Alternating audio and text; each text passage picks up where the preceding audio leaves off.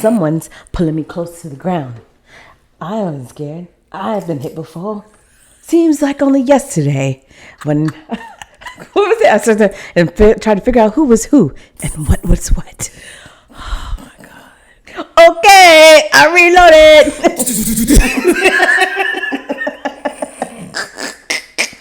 Okay, and we are recording. And guess what? Guess what? Guess what? Okay, let's get into it. We got him. We got him. Okay, what is this? Bubbles, bubbles, bubbles, bubbles, bubbles, bubbles.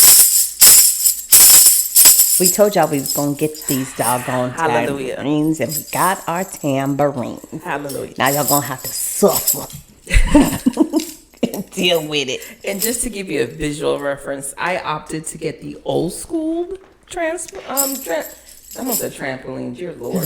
Tambourine. The wooden one. She did. And it's huge. I, who am a very eccentric person, decided to get a bright red one that has two layers of clappers. And it's the hand. It's not a full circle, so it's like a moon. Yeah, you hold it in your hand. Yeah, just to give, like she said, just give y'all a visual. Yeah, hers has a little grip on it. Yes, but Miss J's got the old school, like the kind that the aunties used to use back in the day. With your left hand. Pow. Mm-hmm. Knock you upside the head with it. Sit down. I'll shake this thing at you. So, welcome back. Okay. All right. So, as y'all know, we left off on what was David was second Samuel. Yes. So, as we realized, first in 2 Samuel didn't really have much to do with Samuel. So, we still try to figure out why. I mean, yes, he was there. Yes, he was absolutely important, but why'd y'all name the whole 2 books after Samuel? Right, because he really wasn't present in the second book. Like after he passed away and Saul then conjured him up. So, and then he was like, "Boy, if you go somewhere, you don't leave me alone. Yeah, rest." So, where we left off was talking about how Absalom had, carried out some vengeance upon his sister. Yes. And then David forgave him and he came back home. And then there's several years of basically back and forth strife between the two of them. Like he forgives him, he comes back home. But I guess while he's there, Absalom is like, okay, you getting old and I don't know what you doing. And we need to figure out who gonna take over the kingdom? Who's the next to add? Right. So what we doing, bruh? So after David did his census, as I look over to Miss J to make sure she can contain herself over there. I really can't. I'm just waiting for you to just start talking so I can air my grievances with this episode. It's not really a grievance. It's more like a okay.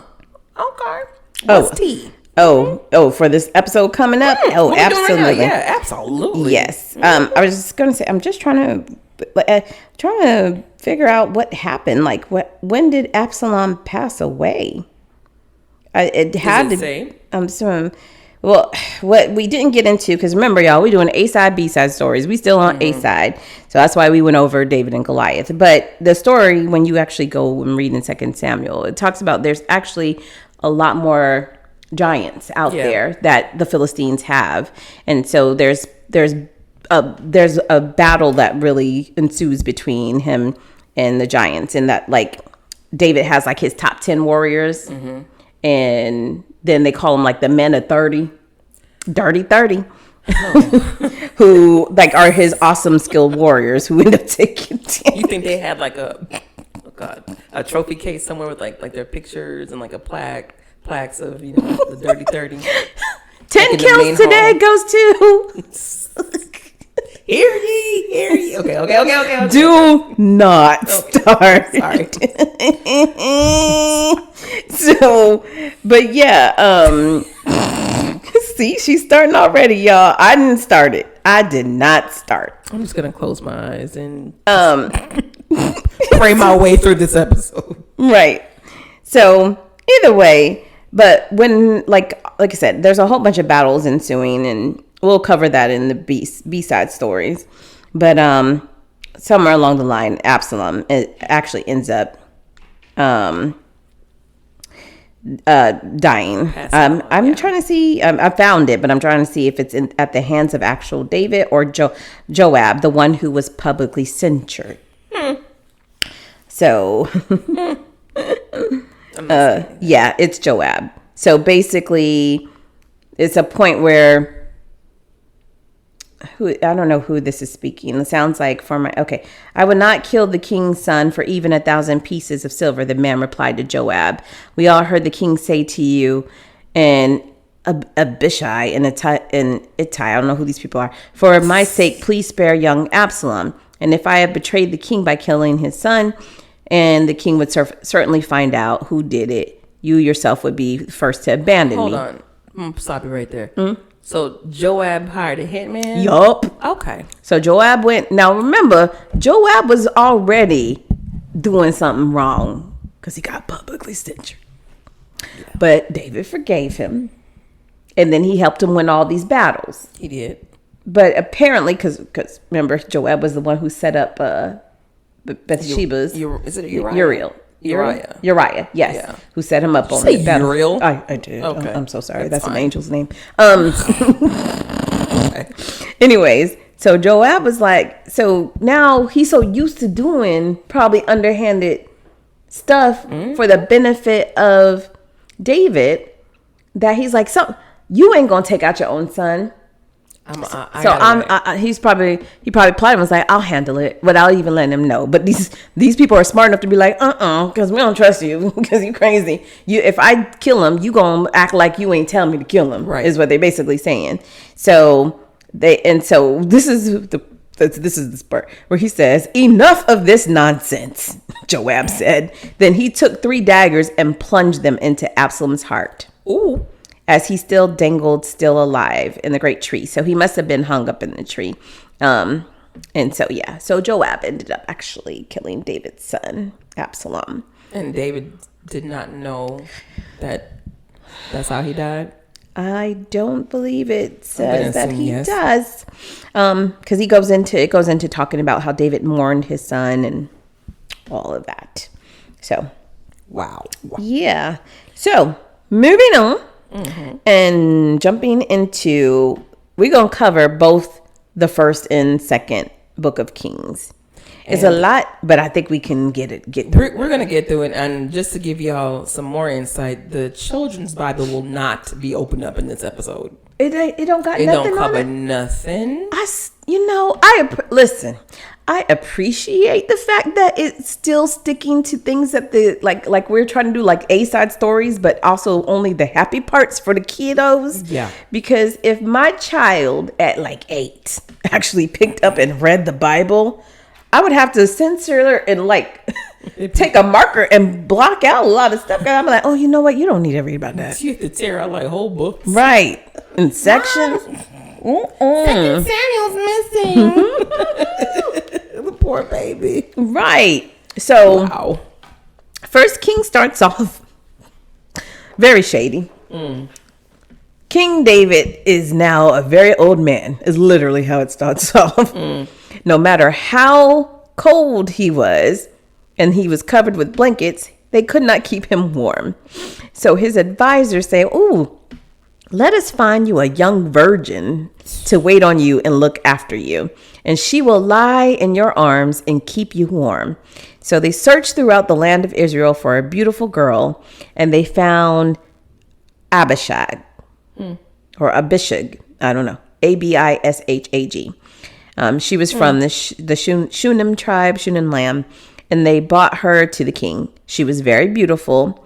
And she looked after the king and took care of him. But the king, they made this very, very important to put this sentence in the Bible. Yeah. The king had no sexual relations with her. Yeah. Now, I just want to touch on the fact that I think it's interesting that they had to say that because, as I said last episode, he turned out to be for the streets. Okay, David was for the streets, and he started off with his wife Micah, fell in love with Bathsheba, killed her husband, married her.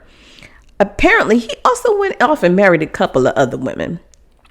Because it then goes in to say that David's son, Adonijah, whose mother was Haggith, okay, so that's a whole nother wife, starts boasting and saying, "Ooh, I'm going to make myself king." So he ends up providing himself with chariots and charioteers and all of this stuff. And it makes note to say that this son of David's was absolutely very spoiled. It says that David never, ever disciplined him. Like, not even like, hey, what you doing with that? Nope. Never even questioned the child. So if you grew up in royalty, in a palace of gold, prophets and servants, all of them, robes, silk, yep, and you was never disciplined, what you think your attitude gonna be like? Oh, I'm gonna be intolerable. That's just it. So why would he be shocked that his son is intolerable? I don't think David is in touch with parenting. I'm just gonna say that. You know what? You're right. We've discussed what happened in the previous episode with his kids and stepkids and what have you, bonus children. Yeah, you're right. Parenting is not his strong suit. No, you're absolutely correct. Apparently, parenting is nobody's strong suit right now. Because in all of the Old Testament, they are wilding. Okay. They seem to be wilding. So, and you are absolutely correct because yes, that foolishness that happened with Absalom's sister, he didn't even correct that son. Nope. Absalom was like, brutal. I gotta take matters in my own hands. Yeah, that was brutal. So Nathan, if you guys remember, is actually David's prophet. So Nathan hears this news and he goes and is like, okay, well, we had already designated Solomon to be next in line. And he ends up pretty much coming up with a plan and going to Bathsheba, Solomon's mother, and saying, hey, I don't know if you know what's going on around here, but Adonijah is throwing this big feast. He's sacrificing, cattle and throwing this huge feast for, him and his homies basically out there talking about, I'm about to be king. And so he's like, do you know not know what's going on? Because you need to put a stop to this. And the only way you're going to have to do it, you got to get ahead of it before David dies and go in and tell David, like, hey, do you know what's going on? Because you need to go on up out there. I mean, I know you sick and old, but I need you to go out there and actually proclaim that Solomon is next in line. Now, before Miss J jumps in, I'm scheming over here. She is. And I'm just going to say this here. I know we had promised one day, it hasn't happened yet, but one day we going to get through a podcast episode without mentioning Game of Thrones or House of Dragons, which is all part of the same chain. But guess what? We can't. Not on this one. Not today. Not today. Not next week. Not even 3 months from now, because we have discovered that the writer of Game of Thrones has completely ripped off the Bible. Because what I just went over is literally House of Dragons. Like, it's literally what happens. Yeah, sure. Yes. Honestly, I don't know if you can, quote unquote, plagiarize the Bible. I don't think that you could, like, there's no such, no one really knows who writers are. So it's not like it's copywritten and it ain't like, no, you got to pay off some royalties. No. And sure, he's got writer creativity differences, right? So, like, I mean, that's fine. It's just, put it this way, it's a way for people to hear the word, that may not have been able to, or may not have wanted to pick up the Bible and read a few, books. But it is literally what we just saw in House of Dragons. And like we've said before, Regina and I are huge Game of Thrones fans. Like, you know, both of our families and friends and stuff. Yep. You know, we're really into it. So my wedding was based on it. Right. We're going to find these similarities. We are. Yep. And what she just read is literally King Viserys. It's literally. He was married, had a child, claimed that child, married, the wife died, married somebody else. That little lady who I could not stand. Nobody liked her. By the way, she started off good. She did. I was intentions. Like the first couple, I was like, oh, cool. She gonna be cool. Man, she went completely left, and then had her kids, and then was trying to appoint her kids as next heirs to the throne.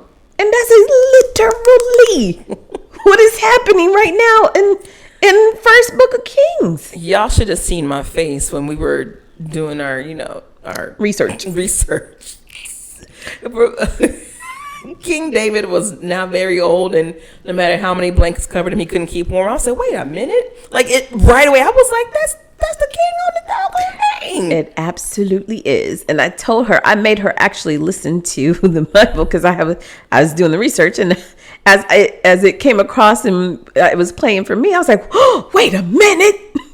And it's just House of Dragons. And so I was like, listen to this, and then you tell me what you think. It's like, I can't say word for word, but it's like, right. The similarities are more than obvious. Yes. So again, if y'all seen it and y'all remember in House of Dragons, that old man laid up, y'all was trying to figure out when he was ever gonna die. Because I know, like, he lived a good long life. I'll tell you that. He lasted 3 or 4 episodes, hanging on by like a scene, like a thread. Right.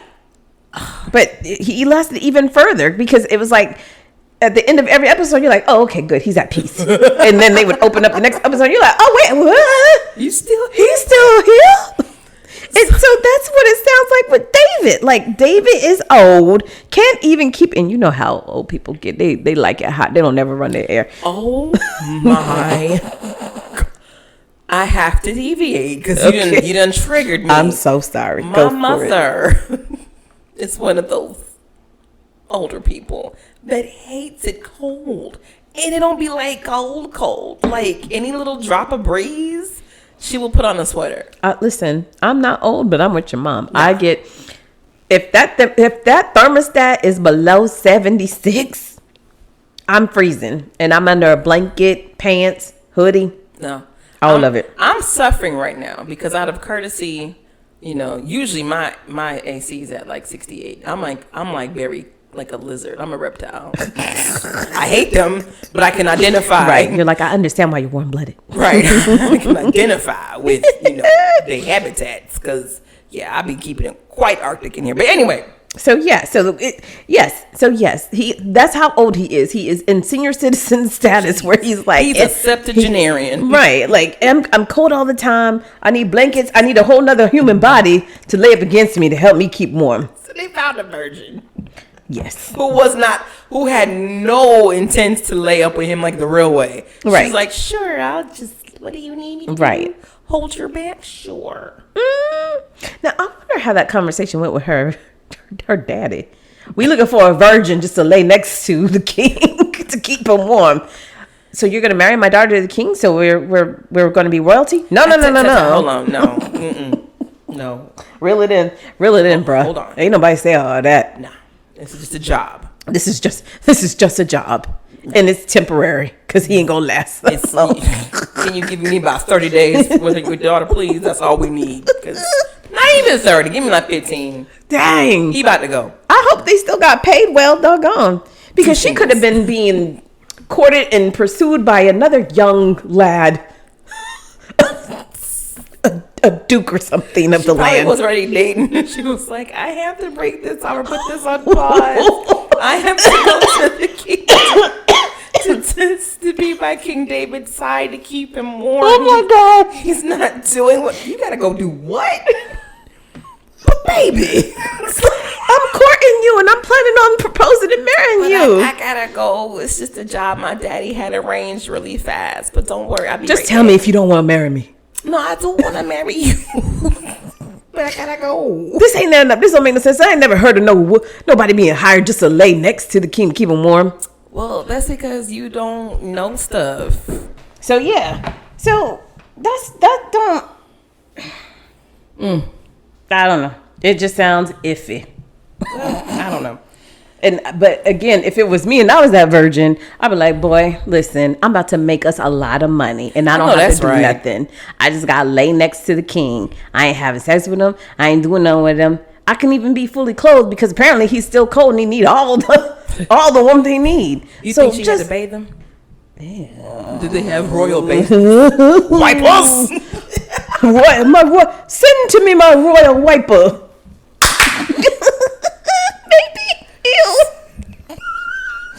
I hope she did not. Okay, I hope like they said that she just was laying with him. Anyways, yes.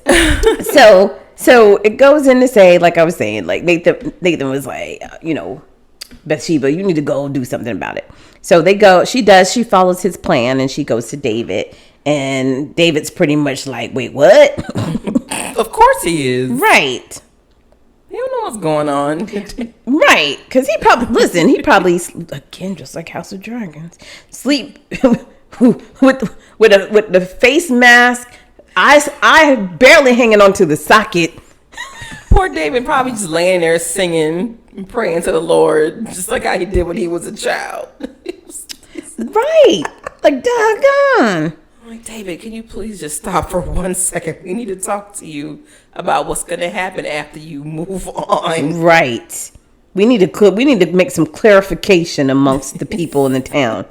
So it goes on to say, this is in literally 1 Kings in the first chapter, that King David responded, call Bathsheba so she can come back in and stand before the king. And the king repeated his vow. As surely as the Lord lives, who has rescued me from my every danger, your son Solomon will be the next king and will sit on my throne this very day, just as I vowed to you before the Lord, the God of Israel.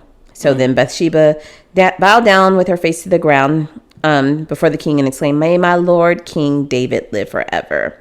So then the king ordered, call Zadok, Zadok, sure, the priest, Nathan the prophet, and Benaiah son of Jehoiada. You be trying on these man things. I'm trying. I be trying. Man, you do be trying. When they came into the king's presence, the king said to them, take Solomon and my officials, go down into Gihon Spring, and Solomon is to ride on my own personal mule. And so they took him, and then you're supposed to go take him down there and basically anoint him as king over Israel, and then blow the ram. Oh, look, girl, we done brought it back to the rams. Blow the ram's horn and shout, long live King Solomon. You should buy an air horn for the next. If they had DJ Khaled back then, Pebble. Another one. I'm DJ Khaled. Another one. You smart. King long live King Solomon. What if that was like a, what do you call them? The producers. Producer tag. Producer tag.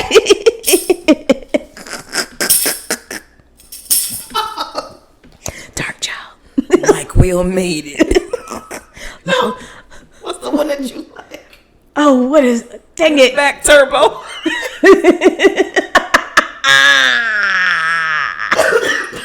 Sorry. What's the other one? What's the one Megan Stallion uses all the time?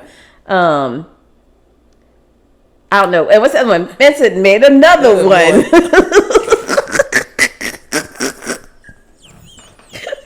Long live King Solomon. That's the tag. Yeah. Long live King Solomon. About to run into the back. Be anointed as king. I'm going to ride on the move. They're going to announce me as king. Going to blow them horn. Why? Get the ram's horn. Why do we do such? I don't know. I'm so sorry, people. But y'all, if y'all rocking with us, you understand. So just blaze.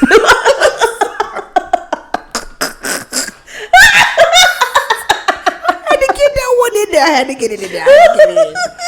I just had to get that one in there. Okay. Okay. I'm sorry, y'all. So, amen. Amen. Shout it, people. Hallelujah. May the Lord, the God of my King, decree that it may happen. That's right. And so, then it was also shouted and proclaimed, Solomon's reign is will be even greater than yours. So, this was still all of his instructions, and they ended up riding with what? No, because you didn't get there yet. My eyes kind of glanced at it because we did say a few moments ago that Adonijah was planning a banquet, a feast. Yes. Okay, that's why I just started. Yeah. So basically, those were his instructions.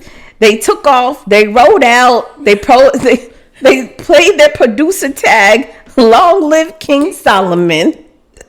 And all of the people followed him playing flutes. It says the celebration was so joyous and noisy that the earth shook with sound. Now, back to his half brother, Adonijah. This is why I'm cracking up. And his guests, they heard the celebration and shouting just as they were finishing their banquet. I can't even get it out. Yo, this bro had a whole party for nothing. So in other words, this is like, all those movies when it be like the nerdy kid throw a party and the cool kid end up throwing a party and everybody go to the cool kid's party instead of his house. That's what this is like. It's happened on like Sister, Family Matters. It happens in every teenage movie, all of his TV shows. Exactly what it sounds like. So Adonijah, who over here boasting like, yeah, everybody gonna be at my party, and he done had out flyers. Okay. Wait. He put a message in the cassette. Tune in to Adonijah's party. There's on the Gazette and the courtyard. There'll be a celebration afoot. This is Miss Jade's fault. I didn't even bring it back up. She did. Y'all can blame her.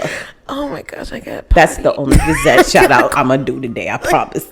I'm not gonna make it for another 50 minutes. I'm not gonna make it. Y'all forgive me. So Adonijah and his guests, like the 4-5 people he got at his party.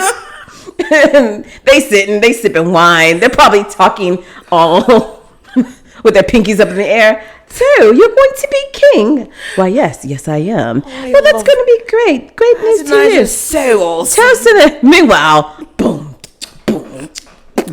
Long live King Solomon. And they're like, wait a minute. What's that ruckus up there? Do you hear that sound? Is the ground moving? What is that? What's happening? My glass is shaken with wine. Shaken with wine. What is happening? This is so ignorant. I'm sorry, because just the thought of somebody going through all that trouble. You planned a whole parties are not cheap, and I'm assuming that in this part of the Old Testament, you had to have used a lot of resources to plan this party. Only to hear it ain't you. Nope. And again, you hear the bass bumping, sounds playing, people in the street hollering and rejoicing. And then someone's like, this is what the Bible says, you guys. What's going on? Why is the city in such an uproar? And while he still was speaking, it says, Jonathan, son of somebody else, I can't even tell you, the priest arrived. He said, come in, is what Adonijah said to him, for you are a good man. You must have good news. And this man said, not at all. And this is not me translating in an urban way. It literally says in the Bible, not at all. Jonathan replied, our Lord King David has just declared Solomon king. You probably heard a pin drop a plate hit the table. What? Wait, shh. Did y'all hear what Jonathan said? Who the king? Why are we here? I'm taking back my gift because I'm not giving him my bottle. I'm taking back my bottle. I'm going home. But now, look, I ain't taking. Not only taking my bottle. You take your bottle. I'm like, I got my bottle. I'm going to the other party. I'm about to go. Is it free to get in on that? Right? Like, does it cost at the door to get in? Give my name because I'm gonna go over there. Because if everyone's partying, obviously it's a block party, right? And everybody out there on the streets. Adonijah had just egg all over his face. They done put up big subwoofers and someone built a stage in the middle of the town square. They had his picture up. They had that, and they was partying. You gotta be partying so hard to shake the doggone ground. That actually happened to me. What?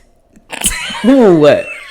In college. Miss J's story time. Okay, in college, we went to a house party, and I don't even want you to finish because I know where this is going. But go ahead.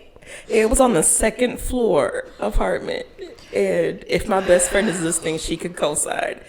So remember that song by Method Man and Redman?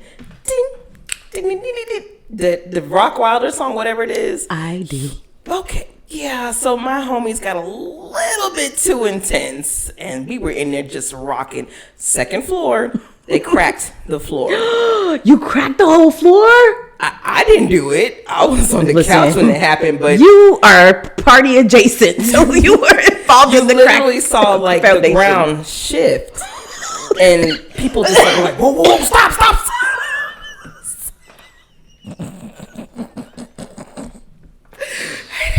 Oh, and I guess the people underneath. Oh no! They came. Cops. Okay, but oh no! It's possible to party hard to shake the floor. So I will tell y'all this. This will be a little quick story time. We was known. So my maiden name is. I ain't gonna say never mind. But my family was known from where we grew up, which was actually overseas on an Air Force base. We were known to be the party house. Okay, I'm not even gonna play with y'all. It was true. And my older brother threw a party so big, it got out of control. Like literally got out, like did y'all fights. Break the floor like too? The stuff was broken. People were injured. Ooh. It got out of control. Police showed up. It was so bad that we were on an island. He had to literally get kicked off the island. No. That's how bad it was. And again, it's not just him. It's our family that parties like that. So fast forward, I don't know, maybe 15, 20 more years, my dad ended up remarrying. And so I have a younger brother and a younger sister, like way younger than us. Well, that little boy, when he got older, decided to throw a big old party at my dad's house. It's in y'all blood. It's in our blood. They said it got so out of control that I think this was, Facebook time. Like Facebook was already out and stuff like that. I don't remember if Instagram was out, but whatever he posted just to his private group for friends, they took it and it started circulating. Ooh. And it circulated so bad that it was outside of his high school friends and made it to like the city. And they live in Vegas already. Oh, no. So many people came. I heard it was like hundreds of people because I'm grown now and I live in Atlanta. But they said it got so out of control. He was standing on the balcony. People was jumping off the balcony into the pool or into whatever. Like they had lost their minds. Okay, that's a movie. It was literally like that movie Project X. Project X. It was just like that. Wow. It got out of control. Well, so again, talking about big old parties. Solomon's party was out of control, but in a good way. In a good way. And Adonijah did not have that energy. He sure didn't. He was being too snooty. I love the fact that Jonathan showed up and said, not at all. So, boy, pack it up. Right. Ain't nothing happening in this house. He was like, listen, I know you haven't even begun to rain, but guess what? It's already over. It ain't gonna happen for you, bruh. You might as well go ahead and throw in the towel. So it goes on to say, basically, Solomon becomes king. And it says that the people, rally behind Solomon. And before dying, David was able to charge Solomon to remain faithful to God and his laws. So Solomon solidifies his claim to the throne. He ends up killing Joab. So it not only he killed Joab, killed Adonijah, his half brother, and any remaining dissenters from David's reign. He didn't have to kill Adonijah. It says he also makes an alliance with Egypt and ends up marrying the Pharaoh's daughter. So now that's in the summary. What I want to go into and figure out, if I can find it quick enough, what made him decide to kill Joab? Because Joab was one of the people trying to push Adonijah's claim to the throne, even though Solomon already was claimed from David years ago. That, and he probably just got tired of Joab's mess. Because he seems very messy. He's a messy boots. But can you blame him when your own king had you doing his dirt? No, but did he take it too far in some instances? See, I wouldn't be like David. I do my dirt all by my lonely, like they say in the rap songs. Like I ain't having nobody do it for me. Oh my God. You that kind of king. You that kind of ruler. Heck yeah, I told y'all it would be. I'm tell y'all right now, y'all better, if I ever run for president, you may not want to vote for me. It'd be a whole dictatorship. I would change all the rules and laws. And y'all be like, Sheila, I don't know, she's a tyrant or what? I'm like, I'm not tired. I'm doing this for your own good. Shut up. You don't know what you want. Me, on the other hand, well, what do y'all want that or do y'all want this? It'll take forever for me to make a decision. And see, I'll be mad. I'll be like, what you say? Push the button. Dead. So if I push this button, what's gonna happen on the other side? Oh my God. See, and I could not be one of your advisors, because I'd be like, yeah, no, go look over there. Look over there, Jay. Bam, push the button, we're all behind her back. Oh, heck no. I be too focused on other things too. Like, okay, so this holiday is now every Monday. I get everybody time off of work. I would be that fun president. Y'all don't want me in charge. You ain't gonna get nothing done. I don't know how to roll. I'm sorry. Wow. I know the party. Oops. Oh, wait a minute. Did you find it? No, but this is interesting. It looks like after Bathsheba, I guess, was able to, convince David to, hey, I know you on your deathbed, but you need to go ahead and appoint Solomon. And they had the big party and whatever. It goes on to say that Adonijah's mother, Haggith, had to go see Bathsheba. So the two mamas had to get together, have a conversation. Wait, hold on. Bathsheba, Solomon's mama. Yep. Haggith, Adonijah's mama. Is Adonijah still alive at this point? He's still alive. Okay, in this section right here. Yep. And so it says, one day Adonijah, whose mother is Haggith, came to see Bathsheba, Solomon's mother. Have you come? Oh, I'm sorry. So it's not his mom. It's Adonijah himself went to Bathsheba. Oh, okay. So she goes, have you come with peaceful intentions, is what she asked him. And he said, yeah, I come in peace. In fact, I have a favor to ask. She says, what is it? And he says, well, as you know, the kingdom was rightfully mine. All of Israel wanted me to be the next king. Nobody did. But the tables were turned and the kingdom went to my brother instead. For that is the way the Lord wanted it. So now I just have one favor to ask. Please don't turn me down. And she said, well, what is it? He said, well, can you speak to the King Solomon on my behalf? For I know he will do anything at your request. Can you ask him to let me marry Abishag, the girl from Shunem? The virgin girl? The virgin girl that was keeping the king warm. Scandalous.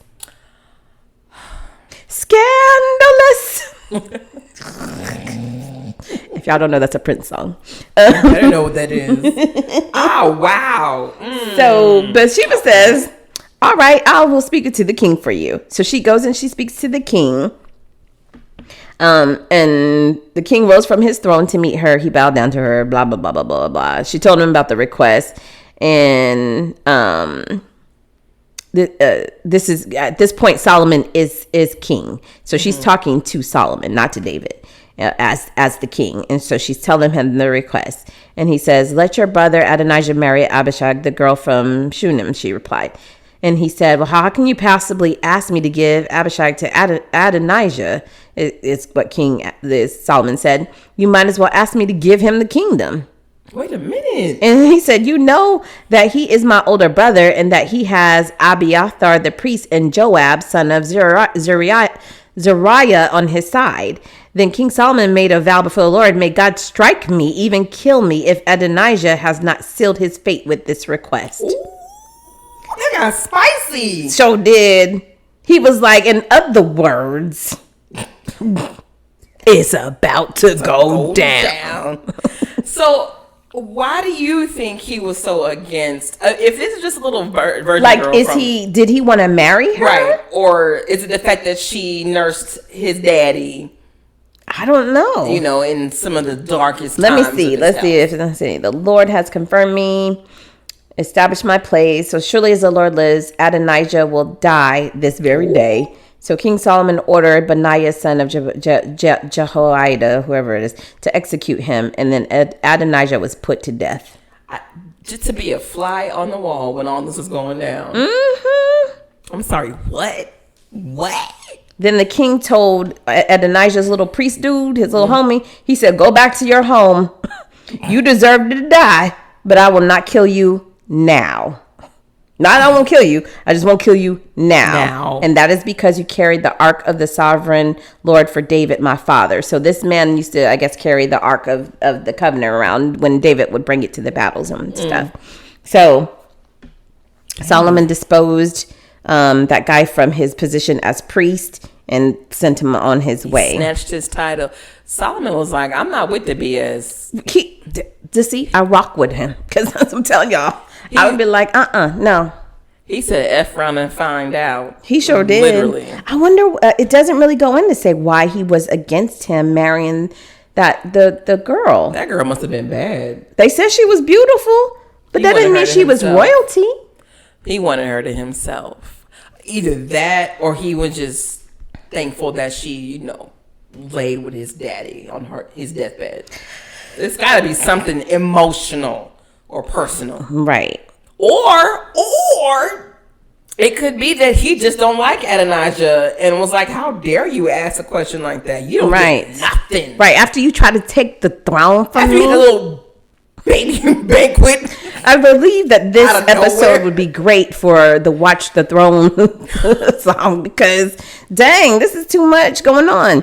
So then this is how Joab ends up dying. So I found it. So basically it says that Joab refused to join Absalom's rebellions earlier when we were talking about, Absalom had got out of pocket. But he joined Adonijah's rebellion. So when Joab heard about Adonijah's death, he ran to the sacred tent of the Lord, grabbed the horns of the altar. When this was reported to the song of to the King Solomon, he sent Benaiah, son of to execute him. So Benaiah went to the sacred tent of the Lord and said to Joab, the king's orders are to come out. And Joab said, no, I will not die here.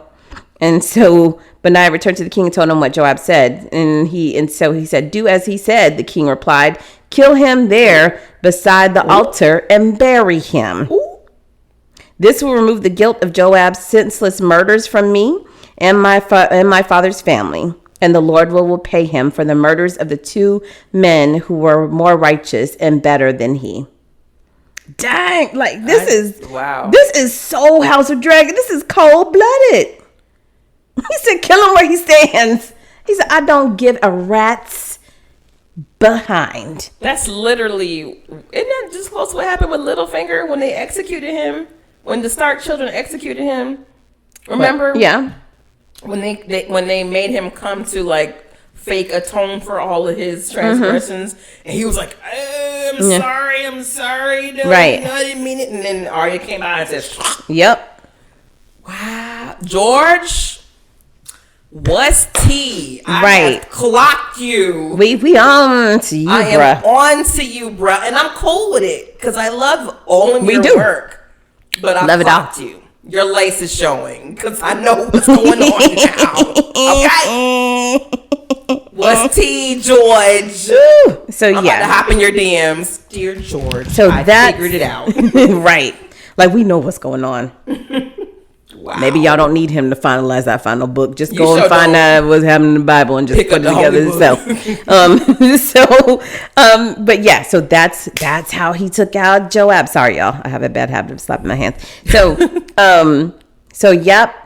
So then, like we said, he ended up marrying the Pharaoh, Pharaoh's daughter. So now it says, because Solomon carefully obeys God's law, God appears to him in a dream and offers to grant the new king one wish. Solomon asked for wisdom to govern with justice and to know the difference between right and wrong.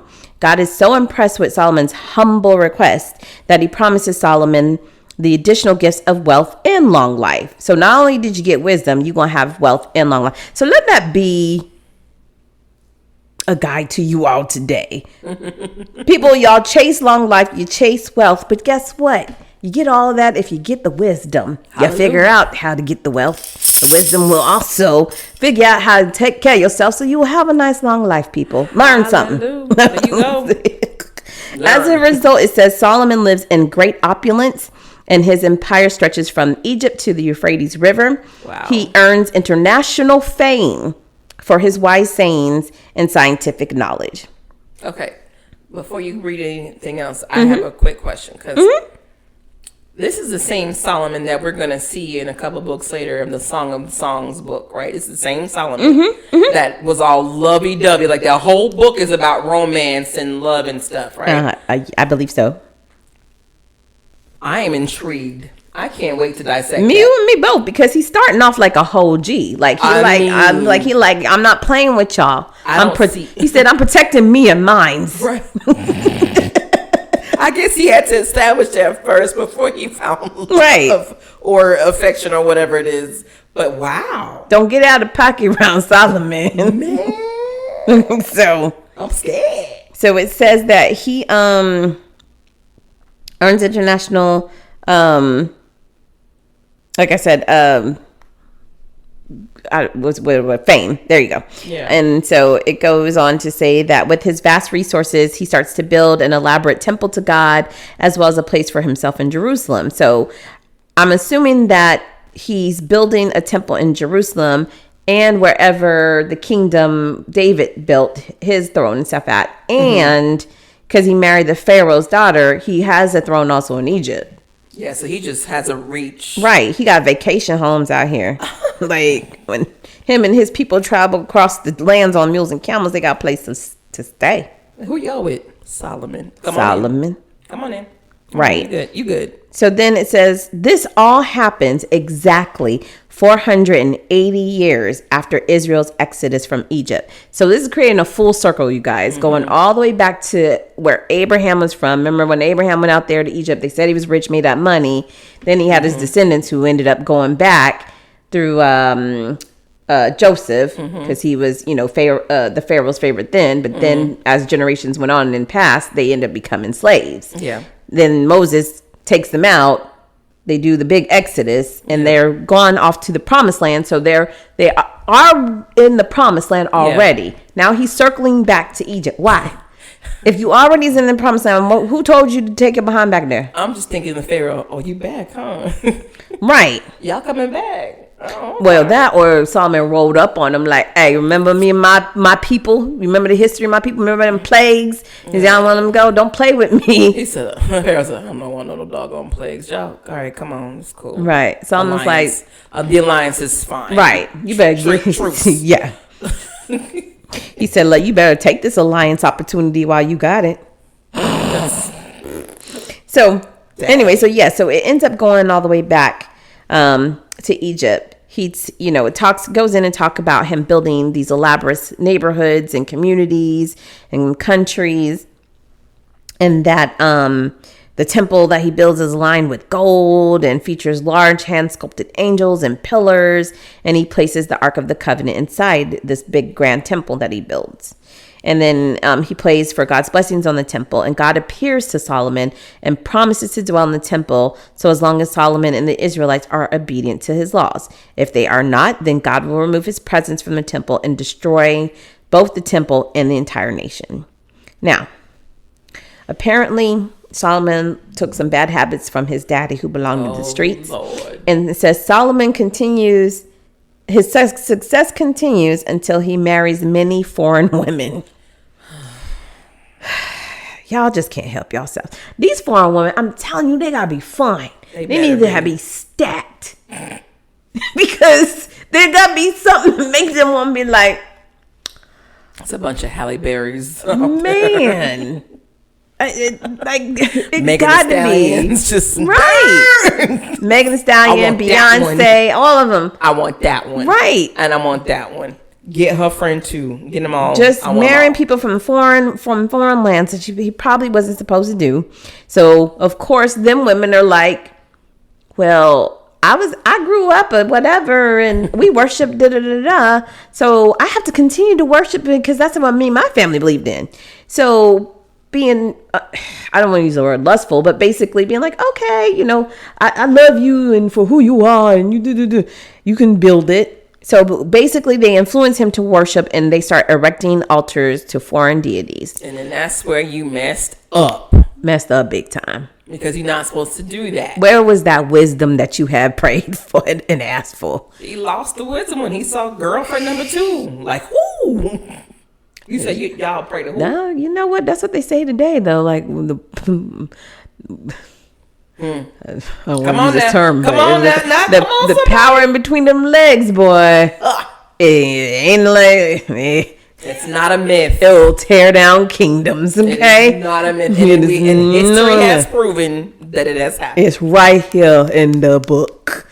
It has. This ain't the first time, second time, fifth time, 10th time that this has happened. Okay. So God gets infuriated, as he should be, and he tells Solomon, I'm going to dismember this whole entire kingdom. Wow. And I'm going to tear away all the tribes.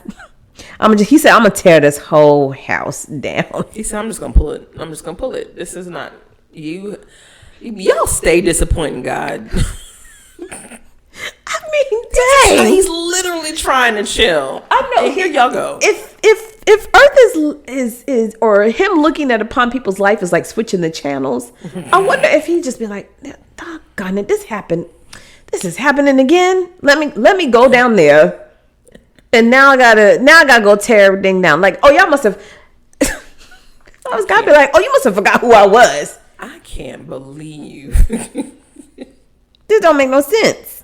So he ends up sending a prophet. He finds a prophet. Or actually, following God's declaration, a prophet meets one of Solomon's officials, Jeroboam, whatever that guy's name is. Jerome. Jerome in the house. Jerome in the house. Rome in the house. So, you guys, is Jeroboam. Let me get a crack at it. Jeroboam. Sure. That sounds a lot better than Jeroboam, what I was saying. Jeroboam. Jerry? We're going to call him Jerry for short. For the sake of the episode. So, Solomon's official, Jerry, they meet, or the prophet, they meet him with a cloak torn into 12 pieces, representing the 12 tribes of Israel. Mm-hmm. So the prophet hands Jerry 10 of the 12 pieces and explains that God has chosen him to rule these selected tribes as Israel's new king. Ooh. So it goes on to say that Solomon ends up dying, and his son. Let me try this. Okay, come on with it. The pause. Rehoboam. So if it's Jeroboam, Rehoboam. Okay, so Solomon's son Rehoboam gets to assume the throne. However, since Jeroboam has been just appointed by the prophet to be able to rule over those 2 tribes, because remember, it was 12. Right. And the symbolization was the 2. He gathers them before the young king and requests that Rehoboam treat them more kindly than Solomon did during his reign. Yeah. So Rehoboam, apparently he crazy and he's headstrong. He refuses, and then he threatens to punish and enslave the people. Doggone, well, kings are just... These people is wildin'. So the Israelites unite in rebellion, cursing the tribe of Judah and eluding Rehoboam's attempt to forcefully subdue them. They head north, where they crown Jeroboam king of Israel. Okay, all right, doggone it. So this is very much so Game of Thrones. So they done separate the kingdom. So you have a king of the north and a king of the south. Again, George, what's tea? I'm telling you, I'm gonna tweet him. Wow. So Jeroboam is ruling the north. Rehoboam is now ruling the south. And then it says to distinguish the new separate kingdom from Israel from the old kingdom in Jerusalem, Jeroboam erects altars and shrines to golden calves throughout the northern land. So what you doing putting golden calves up? This is better than the East Coast, West Coast beef in the hip hop. This is a little bit more like... Wow. This is insane. The Israelites worship the idols, and the Levite priests, formerly devoted to God, end up serving them as well. How do you convert a priest to worship? What is happening? What kind of influence y'all got out there? What? I don't... Girl! A priest? You done left your whole faith. How do you... Oh. And it says one day... Jeroboam's son is ill, and his wife approaches the prophet to seek God. So, so when your son get ill, now you want to go to the prophet of the Lord. I've been like, what's wrong with him? Are y'all shocked?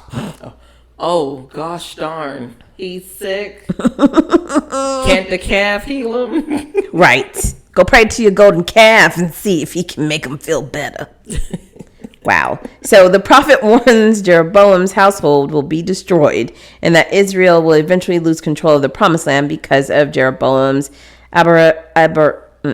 nope. Wait, what is it? Where is it? Abhorrent. There you go. Abhorrent. Yeah. Practices. 1 generation later, Jeroboam's entire family is slaughtered when another Israelite takes the throne by force. These kings are ruthless. This is crazy. It's better than any Tyler Perry.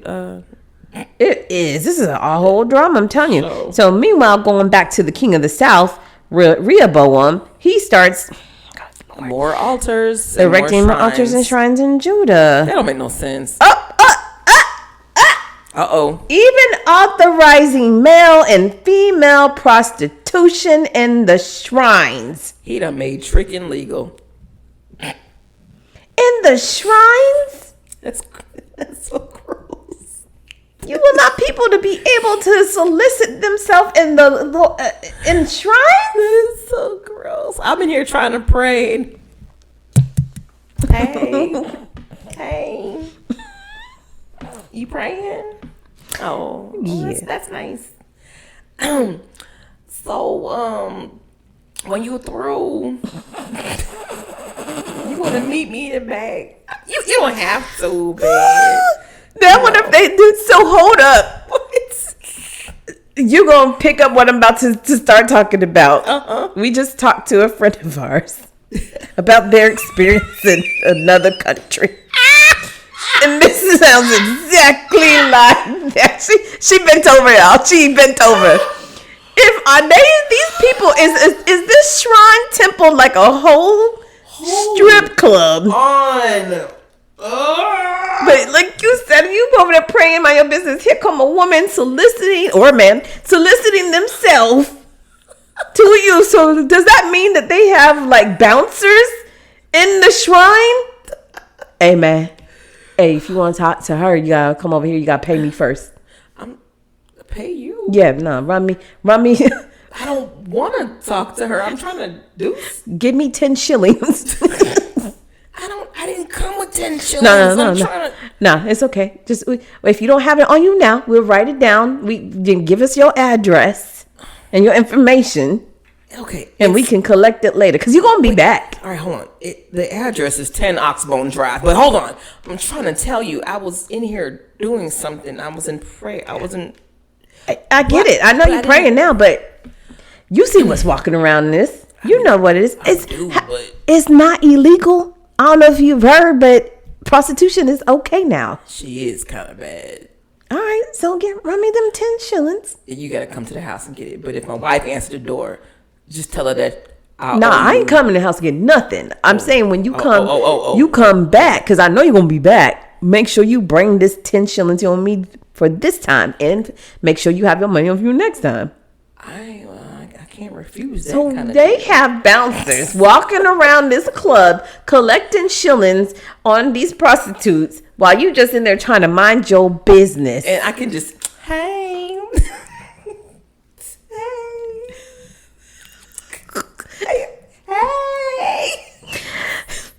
So you running the 10 shillings to the bouncer, but then if you want her to dance for you, you got to give more shillings into her.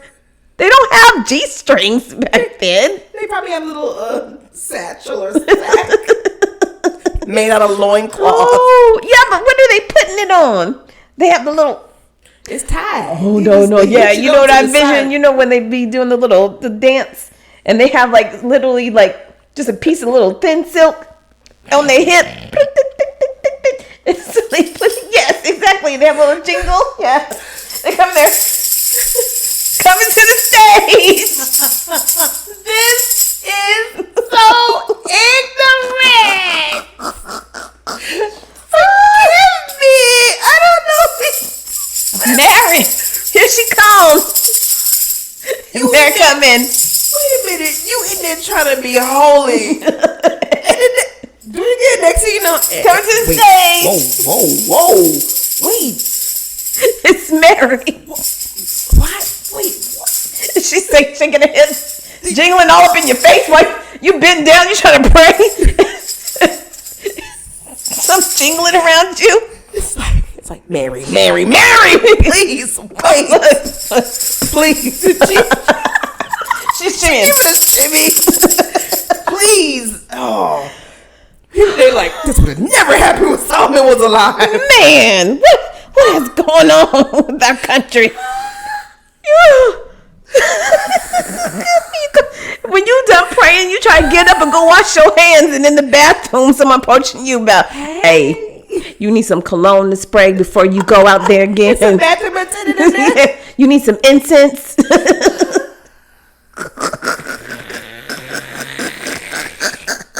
This is so terrible. Oh my goodness.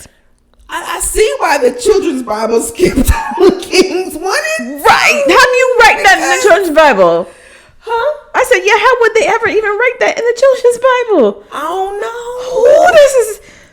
I'm about done. Okay, so... Man. It says, it goes in and say the two kingdoms, the north and the south, basically continue to fight each other. And then after Rehoboam and both Jeroboam die, it says that it recounts the story of all the succeeding kings in each kingdom. So basically, it goes on to talk about every single king, how he reigned, and whether he does good or evil. Wow. And it goes on to say that amongst all of the Israel northern kings commit great evil, expanding on their practices of their fathers. Some of the southern kings in Jerusalem try to revive the obedience of God, but none of them bans the worship of the foreign gods in Judah. You wonder, like, why didn't God just like cast down like what he did with in Exodus, just to like restore order? God was just fed up, right? He's like, I'm not doing this. He said, you know what? This is why I told y'all didn't know king in the first place. You should have been following my prophets and my priests like I told you to. But y'all want a king. Right. So this is what happens. Now, before Solomon died, this is, I think, where the Song of Solomon comes into, which we're not there yet. But it talks about the Queen of Sheba. So Queen of Sheba heard of Solomon's fame, which brought honor to the name of the Lord. She came to test him with hard questions. She arrived in Jerusalem with a large group of attendants and a great caravan of camels loaded with spices and, gold and precious jewelry. When she met with Solomon, she talked with him about everything she had on her mind. Solomon had answers for all of her questions. Nothing was too hard for the king to explain to her. When the Queen of Sheba realized how very wise Solomon was, and when she saw the palace he had built, she was overwhelmed. She was also amazed by the food that he had on his table, some of the way he organized his officials, their clothing, the cup bearers, the burnt offerings he made. She said, everything I heard in my country about your achievements and wisdom is true. I didn't believe what was said until I arrived here and saw it with my very own eyes. In fact, I have not even heard half of it. In other words, not even half of what she heard described the grandness of what he had going on. And she said, your wisdom and prosperity are far beyond what I was told. How happy your people must be. What a privilege for your officials to work here. La la la, starting with praise. So she ends up giving him a gift of 9,000 pounds of gold. Excuse me? 9,000 pounds of gold. Where'd she get that money from? She the queen. Who's she married to? Oh, first of all, she said, it looks to me like she lives in her own land, okay? Queen of Sheba is probably from the south side and run her own stuff. She probably, like, in her property or her land probably was filled with gold mines and stuff.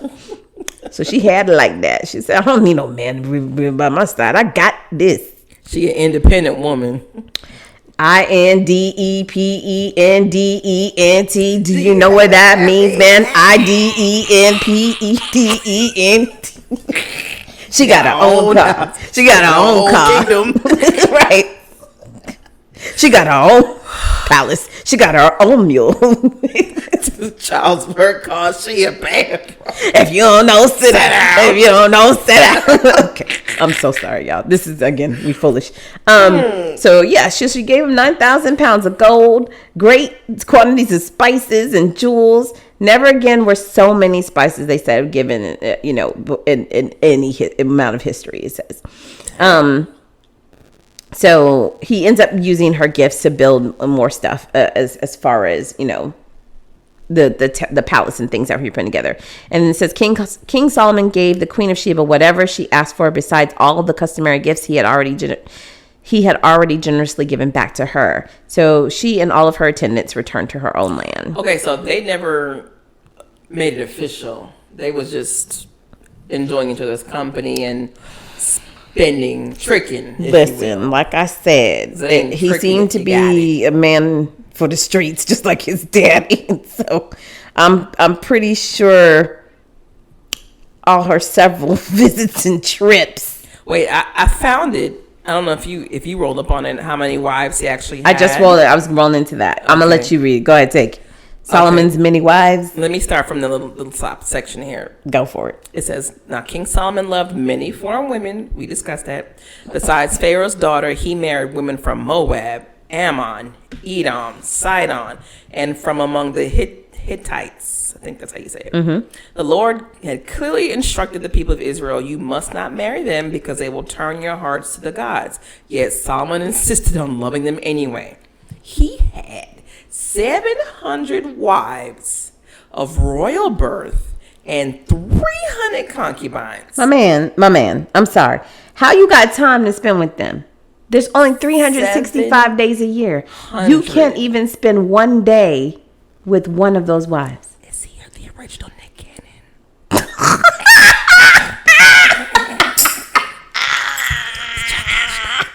Did y'all catch that? That's what. Cannon.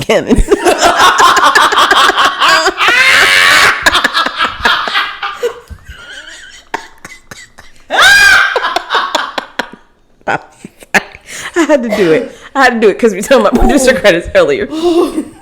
If y'all didn't catch that, Miss J said, is he the original Nick Cannon? Shade. Yeah, because he's laying it low and spreading it wide. I would not be surprised if this is where Nick Cannon pulled his inspiration from. It may be. But again, my bruh, there's 365 days a year. You have 700 wives.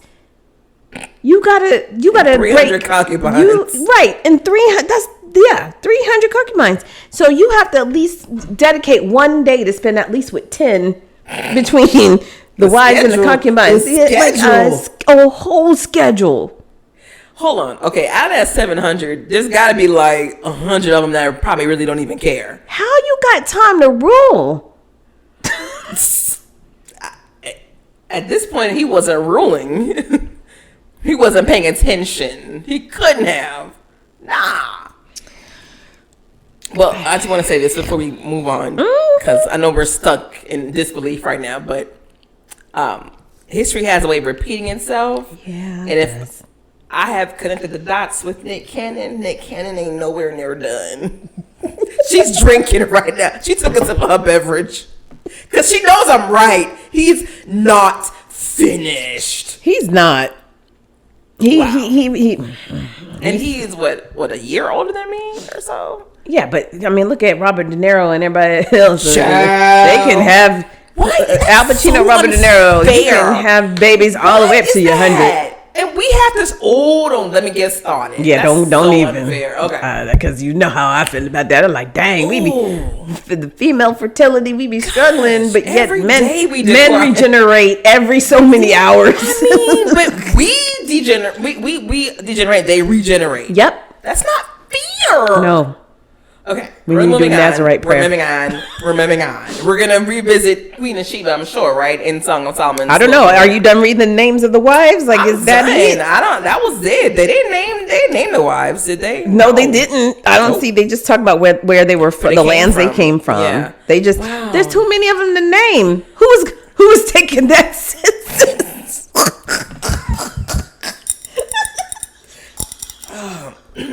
Hi. Solomon, hi. This is Jeremina with this Jerusalem census. I don't mean to bother you. I just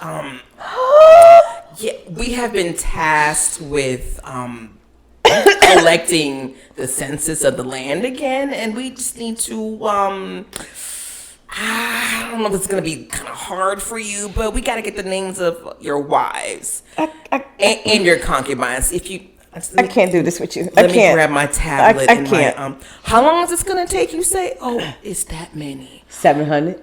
Oh. 700. Can you block out some time on your calendar for me? Okay, so you can do it now? No, what y'all can do is y'all can go down over there and it's going to take you at least 2 years to go through, because 700 of them, there's only, again, 365 days a year. So now, I mean, I hope y'all bought, I hope you can expense your hotel stay, my bruh, because you're going to be here for a minute getting this information from my concubines and the wives. I bet you they were so excited. Yeah, I'm wife 392. Yes, we got married. Wait, how? He probably don't even know their names. They got numbers. Where's number 465 at? 465. Yes, I think she on my schedule for tonight. Send her 465. I only got. You're penciled in for now and the next hour and a half. And then I got to go over to 692. You need to be down here in 5 minutes, ma'am. This is too much. I would be so insulted. Excuse you? 465. My name is Regina. No, wait. But why 700, though? I'd have been like, wait, what? You have how many before me? You mean I'm not the only one? There's 699 wives ahead of me. That's a whole long will reading day. They don't get nothing. They don't get anything. They all get a shilling a piece. That's it. Wives. Oh God. Wife 452, here is your 10 shillings. Wife 453, here is your 10 shillings. She's looking for tissues. Somebody, look at Flacco. Here's the declaration of the will. And now to read. I can't even get there. I got it. And now to read off. Wait. I got something. Off of the will, the inheritance of the 700 concubines. And then I can measure the 700 wives. 300 concubines in the back. Y'all doing the wives first? Can you not go through the 300 concubines? Because we could get through ours quicker. Y'all don't get anything. We know what was left over for us. No, y'all don't get anything. That was part of y'all agreement. Part of me being a concubine means I at least get. I know I'm getting a golden cow. Everybody. I know I'm getting a golden cow. I need my goat. I need my cow, and I need at least 1 acre. I need 1 acre of this land. Why are the concubines speaking? They know they don't get nothing. Are you gonna like a whole broadcast? Oh, fine. Are you gonna give me what I earned? I done earned my keep. Y'all didn't earn nothing. I earned my keep. I've been here, okay? How many children y'all born him? None. You're there for strictly pleasure. That's not true. Just because you don't see my kids up in the palace don't mean we didn't have kids. And I can see the rest of our concubines. Tell them! You better tell her. We want our retribution. Look, it turned into the Spike Lee talking about good and bad. Whether you talk or you fair. Go to see like This is a whole hot mess. This is sorry, a hot mess. I cannot. Wife number 656 that fell asleep in the back while in the middle of the reading. Wait, you know the wives in the 200s are probably old too. Like, please hurry up. My back is killing me. My knees hurt. I don't even lay with Solomon anymore. This ain't got nothing to do with me. Just tell me how much I got to divide. Oh my God! Look at her. Look at wife. Wasn't wife 512? I can't stand her. And you know the higher number they got was the younger Absolutely. wives. So you know them younger wives came through with fresh lace fronts, okay? BBLs. We are old more than that. They had. I got it. They had.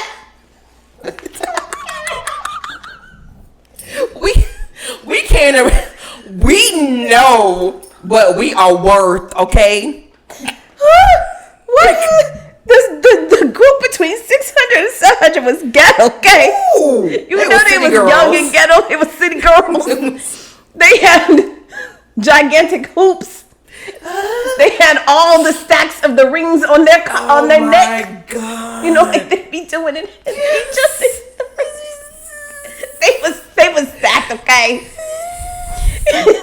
They was like, look, they back there fanning. Oh, I'm staying. I'm staying all the way till he get to my name. I'm telling you, the early wives was like, I'm going to bed. They was like, send my handmaiden to sit in line for me. You know, people pay people to stand in line to purchase stuff. I'm supposed to be at home, like they didn't have their grandkids stand in line. You know what's real to them? This is worse than Frankie Lyman 3-1. Oh my gosh. Oh, that movie. Why do fools fall in love? That's a good movie, y'all. That's a really good black classic. Sorry, y'all. I had to get that Kiki out. Oh my gosh. Just sitting there to 700 wives. 700. And 3. My God. So because he married them 700 wives and had them 300 concubines, it says that they did turn his heart away from the Lord. See? So that goes back to talking about how, he got off track. It's always going to be the power of the thing. The thing. Oh my goodness. So now we going on to one of my favorite stories in the Bible. So it goes on to say, we go into a man named Ahab. This is not Ahab from Moby Dick, you guys. It's not. This is Ahab of the Bible. Oh, man. And Ahab had a wife. And that wife's name was Jezebel. Now, Oh, I wish this was like an interactive like podcast because tell me what you know about Jezebel. Jezebel and Ahab are literally called a ride or die couple. They're like a Bonnie and Clyde. Oh, so I think to be fair, we should push that on to the next episode. Yeah, because I really want to get into her story and break it down because I really want to understand. Yeah, it's already saying, oh, she was evil and she did that, but what made you this way, girl? What I was just looking at, it's pretty intense because it's literally like saying Ahab was a punk and Jezebel was like, so she was like, she had the battery putting in his back to do stuff. So she had control. Everybody was more afraid of her than really him. Yeah, because she was probably like, I don't care what he told you to do. I told you go do this. You better make it happen. Yeah, that's essentially what it is. So is that honestly, she's just a strong-headed, strong-willed woman. I don't know, bro, because she made him do some terrible things. So yes, but literally at the beginning of this, we just read about how Solomon was killing off people because he was like, that's true. He killed his half brother just because he asked to marry a virgin. That virgin was special to Solomon. Man. And Solomon went on to go. Solomon caused all this mess by allowing people by his 700 wives and 300 concubines to come in with all of their, other gods and letting them erect temples. So how is she so much more like the way the people talk about her? They make it sound like she's so much more worse. We gonna get into it. Okay, because I was like, oh, okay. Okay, well, yeah, now I'm intrigued. So, yes, we're going to wrap this up, y'all, because we had a lot of... The king of kings. A lot was happening in... These two books are... House of the Bible is what I'm going to start calling it. I'm ready to go. Game of Thrones. Literally. I am ready to turn. It's a lot going on up in here. No, there really is though. So we thought we was gonna be able to get through. Nah, King first and second King, but we're gonna have to split this into. We're gonna have to. Well, and they are two separate books. Yeah. So, but the sad part, we still in the first King. Yeah. So what? There's just so much that's in these books. Like you can't just like gloss over it, man. So it's gonna be interesting. So we're gonna wrap this up, you guys. So tune in next week to find out. Same bat channel, same bat time. Have your shillings ready. Get your tambourines. Get it all. Because Baba Blacks. Somebody come get her. She's dancing like a Good. Everybody have a good day. I wonder if that's how Jezebel had her come up. She was out there in them shrines dancing, making her queens. Yeah. Y'all can just press in now. There's no goodbye. Just hit end. Just turn it off. Press stop. Okay. Thanks for rocking with us, you guys. We'll see y'all next time. Peace. Bye.